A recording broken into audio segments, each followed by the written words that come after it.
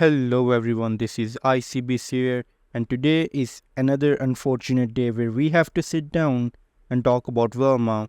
And now you might be thinking that, hey, if you don't like this show, why don't you just stop watching it? And to that, I have to remind you whenever there's some chaos or maybe some big ship like Titanic is sinking, it's the curse of humanity to stand there and eat popcorn and watch the whole thing in all of its glory. And with that in mind, let's talk about season 2, episode 6. So, in the last episode, Dr. Purdue takes Daphne's body and returns to the school to help the brains in the jars. And yeah, the show itself calls them brains from now on because I think even they forgot their names. So, they're just brains, they're not people anymore. So, yeah, and while at the school, Dr. Purdue tries to save the brains by making the solution, but it doesn't really go as planned. So, Dr. Purdue sends Velma to some military base. Yes, she sends Velma willy nilly on a military base. And well, something interesting happens in this episode. I learned that Dr. Purdue is a really horrible character. And I don't think that's the interesting part. The interesting part comes later.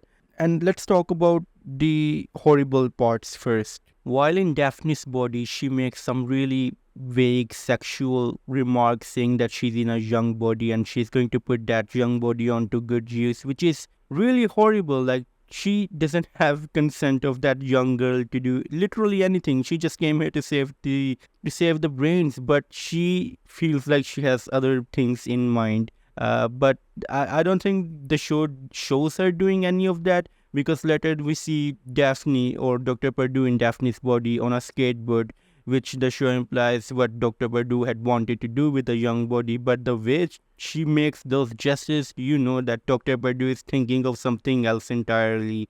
And yeah, Dr. Purdue kind of also feels like a really asshole version. She kind of almost feels like an older version of Velma, the more accomplished version of Velma, if you would say that. What would Velma do when she grows up?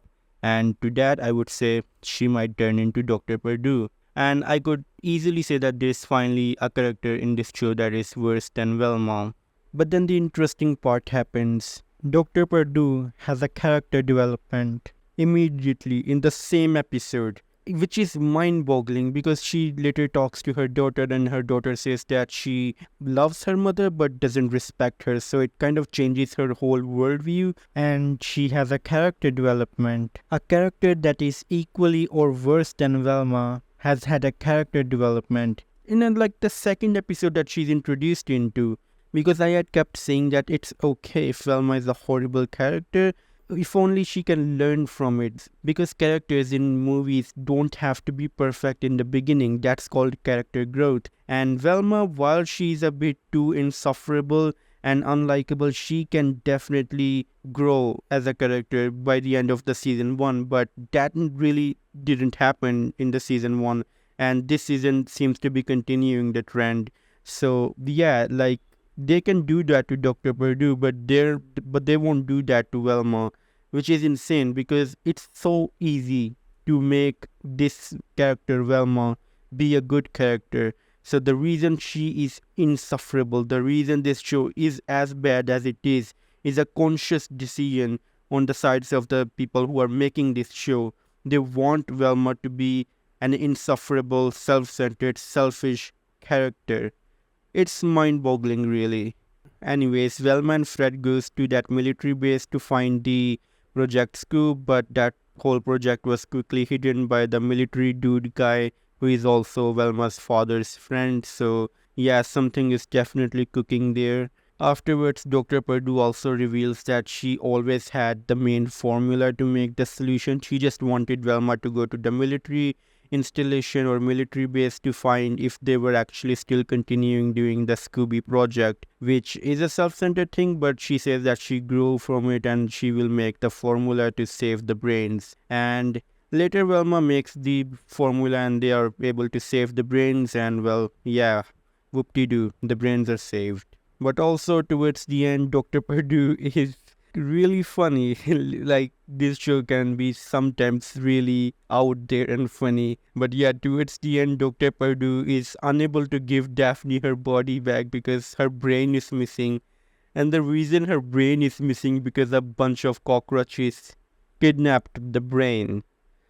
Like, I can't even, like, I would say my theory is that the cockroaches are working for someone, maybe the serial killer or something, because it has to lead to somewhere. So yeah, I mean, I'm making a theory, but you probably already know because all of the episodes are out there. I'm just like keeping myself spoiler free and, like theorizing because it's fun for me.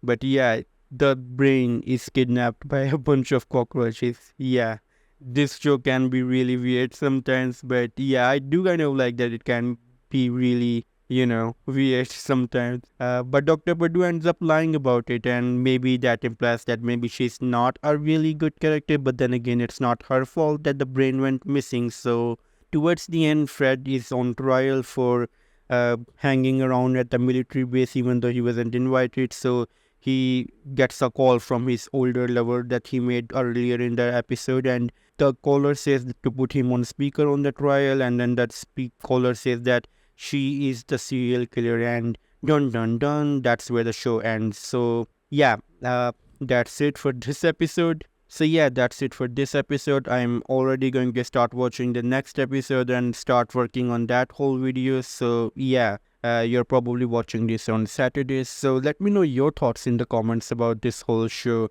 And as always, it's time for a goodbye.